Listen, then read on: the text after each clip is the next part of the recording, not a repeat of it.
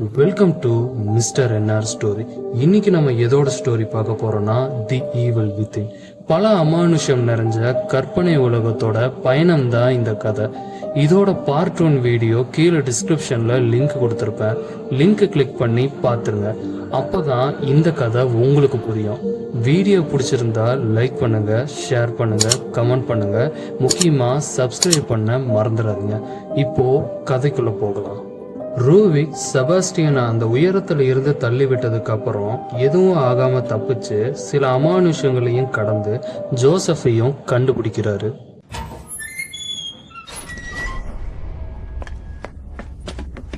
Joseph,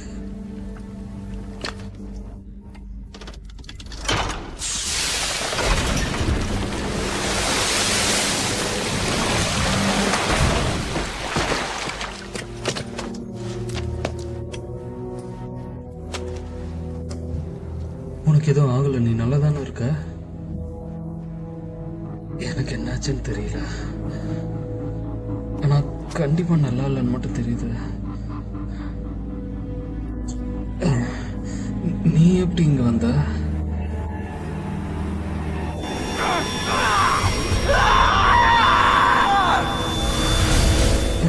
கடவுளே, என்னாச்சு?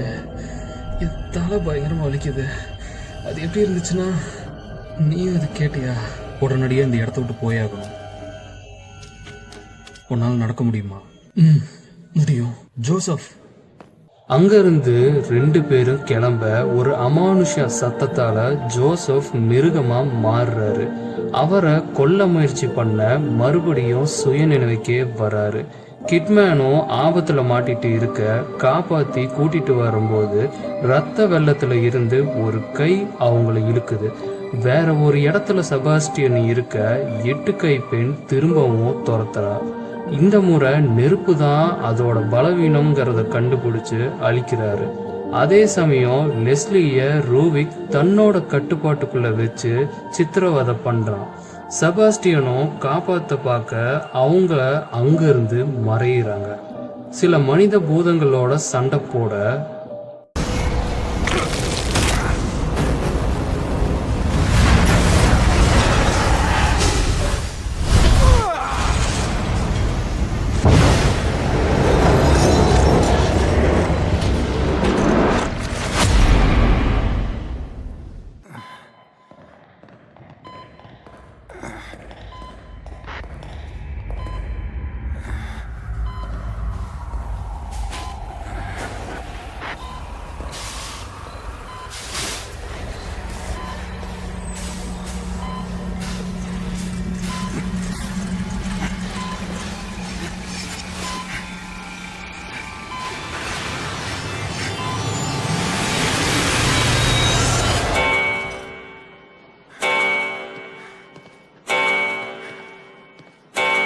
ஹாஸ்பிட்டலை விட்டு வெளியில வர ஜோசப்பும் கிடைக்கிறாரு. அங்க உள்ள சில பேர் மனிதர்களை கொல்ல ஜோசப்பையும் அவங்க கொண்டு போறாங்க. செபாஸ்டியன் அவங்கள கொன்னு ஜோசப்பையும் மீட்க, பயப்படாத, உனக்கு எதுவும் ஆக விட மாட்டேன். என்ன முட்டாள்தனம் பண்ற நீ? இனி ஓடுனாலும் பிரயோஜனம் இல்ல. அதுக்கு பதிலா நான் சாகலாம். பைத்தியக்காரங்க தான் இதெல்லாம் பண்ணுவாங்க.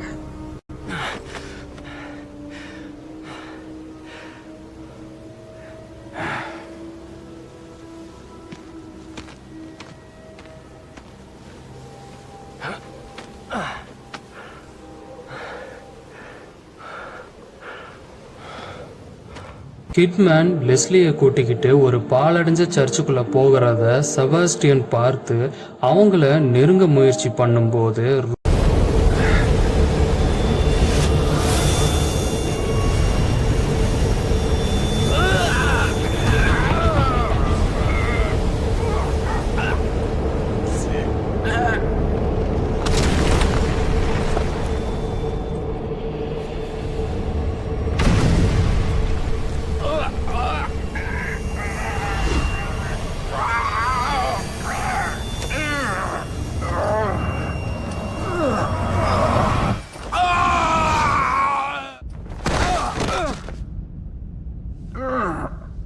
ரூவிக் அங்க வந்து செபாஸ்டியனை வேற ஒரு இடத்துக்கு அனுப்புறான். அந்த இடத்துல லெஸ்லி அடைக்கப்பட்டு இருக்க முகமே இல்லாத கொடூரமான ஒருத்தன் காப்பாத்த விடாம தடுக்கிறான். அவங்கிட்ட இருந்து தப்பிச்சு வர லெஸ்லியோட டாக்டரை செபாஸ்டியன் பாக்குறாரு. டாக்டர் டாக்டர் இங்க என்ன நடக்குது? நமக்கு நேரம் இல்ல, இது எப்படியாவது மாத்தி அமைக்கணுங்கிறத கண்டுபிடிச்சே ஆகணும். அப்பதான் அவனை என்னால் நிப்பாட்ட முடியும். யாரு? என்ன மன்னிச்சிரு, நான் இதை கண்டுபிடிச்சே ஆகணும். அந்த ரூவிகா? முதல்ல அவன் யாரு? அவனும் நாங்களும் சேர்ந்து கண்டுபிடிச்ச அற்புதமான படைப்பு இது. இதை நான் எப்படி உனக்கு புரிய வைப்பேன்? மனித உடலையும் மூளையும் இணைக்கக்கூடியது இது. மனிதர்கள் மொத்தமா இதுல இணைக்கப்படுவாங்க. அவங்களோட சோகம், கோபம், அன்பு, அவங்க பார்க்கறது எல்லாமே நேரடியா இணைக்கப்படும். நாங்க கண்டுபிடிச்ச மிகப்பெரிய பொக்கிஷம் இது. இனி மனிதர்கள் எல்லாமே எங்க கட்டுப்பாட்டுல தான் இருப்பாங்க. நாங்க காட்டுறதுதான் அவங்களுக்கு உலகமே. நீங்க என்ன பண்ணி வச்சிருக்கீங்க? இது ஒரு கொடூரமான கெட்ட கனவு மாதிரி. நான் இதுல எல்லாருமே ஒத்து போவாங்கன்னு சொல்லவே இல்லையே. எந்த மனிதர்கள் இதுல இணைக்கப்பட முடியலையோ அவங்க எல்லாருமே இங்க சாவாங்க. அந்த மாதிரி கிடையாது. இல்ல, நம்ம எல்லாருமே ஒரு அளவுக்கு தான் இணைக்கப்பட்டிருப்போம். ஆனா அவன் ஒருத்தனால மட்டும்தான் நம்ம எல்லாத்தையும் ஒரே இடத்துல இணைக்க முடியும். அப்போ உங்களுக்கு தெரியும்ல அவன் என்ன நினைக்கிறான்னு. அவனுக்கு என்னதான் வேணுமா? இது வெறும் என்னோட கணிப்பு தான். அவனுக்கு நம்ம சாகணும்.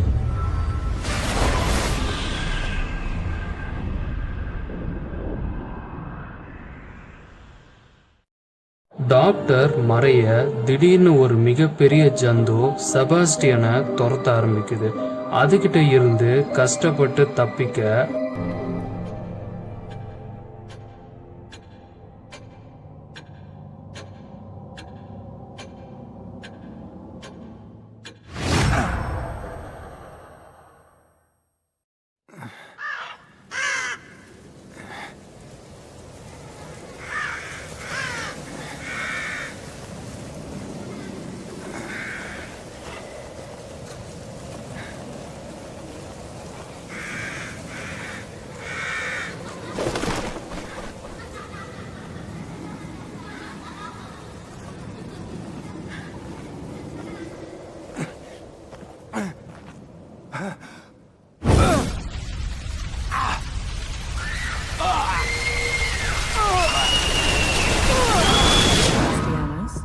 Detective Castellanos. அந்த நர்ஸ் திரும்பவும் வந்து செபாஸ்டியன் கிட்ட ஒரு போட்டோவை காட்ட அந்த குடும்ப படத்துல ஒரு சின்ன பையனோட முகம் மட்டும் செதஞ்சிருந்தது.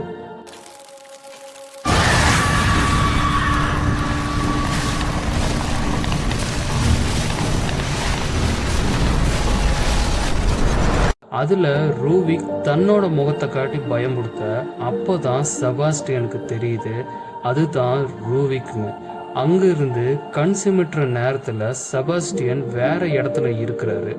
டாக்டர் லெஸ்லிய ஒரு பாலடைஞ்ச மாளிகைக்குள்ள இழுத்துட்டு போக செபாஸ்டியன் அவங்கள பிடிக்கிறதுக்குள்ள அந்த அறை மூடப்படுது. அந்த அறைய திறக்கிறதுக்கான வழியை தேடும் போது அங்க ஒரு விஷயம் தெரியுது. அது என்னன்னா, உயிருள்ள மனிதர்களை கொன்னு அவங்க மூளையை வச்சு கொடூரமான ஆராய்ச்சி நடக்குதுன்னு தெரிய வருது. அப்போன்னு பார்த்து ரூவிக் தன்னோட நினைவுகளை செபாஸ்டியன் கூட பகிர்ந்துக்கிறான். ரூவிக்கோட சின்ன வயசுல டாக்டரும் கூட இருக்கிறாரு. அவன் பண்ண ஒரு ஆராய்ச்சிக்காக டாக்டர் அவனை ரொம்பவே பாராட்டுறாரு. ரூவிக்கோட நினைவுல டாக்டர் எதுக்கு இருக்கிறாருங்கிற ஒரு குழப்பத்தோட செபாஸ்டியன் அதை ஒத்து கவனிக்கிறாரு.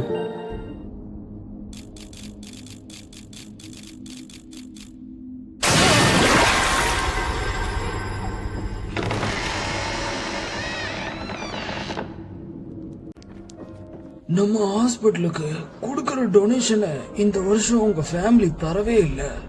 எதுக்கு தரணும்? ஹாஸ்பிட்டலுக்கு டொனேஷன் கொடுத்தா மட்டும் நீங்க அங்க என்ன ரிசர்ச் பண்ணி கிழிக்க போறீங்க? விக்டோரியாவோட ஃபேமிலி டொனேஷன் தர்றதை என்னைக்குமே அவங்க நிறுத்தினது இல்ல. உன்னோட பேரண்ட்ஸ் எங்க?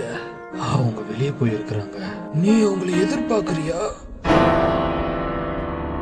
இதை தவிர வேற ஏதாவது பேசுங்க டாக்டர். நான் இங்க இன்ஃபார்ம் பண்ண மட்டும்தான் வந்தேன். ஹாஸ்பிட்டலுக்கு தேவையான விஷயங்கள் இல்லைன்னா அதை எப்படி ரன் பண்றது?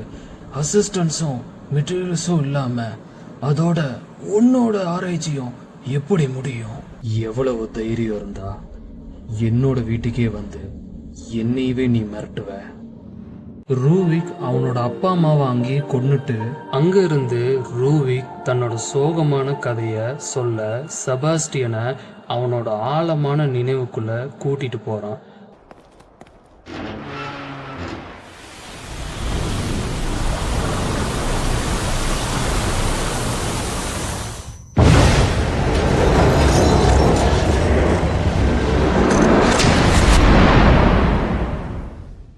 மனிதர்கள் மேல ஆராய்ச்சி பண்ணதால ரூவிக்கோட குடும்பத்தை கொல்றதுக்காக கிராமத்துல உள்ள மக்கள் வராங்க. அந்த நேரம் ரூவிக் தன்னோட சகோதரி கூட விளையாடிட்டு இருக்க மக்கள் அந்த இடத்த கொளுத்துறாங்க. தீக்காயத்தோட ரூவிக்க காப்பாத்திட்டு தப்பிச்சு போக வழியே இல்லாம அவனோட சகோதரி அங்கேயே இறந்து போறான்.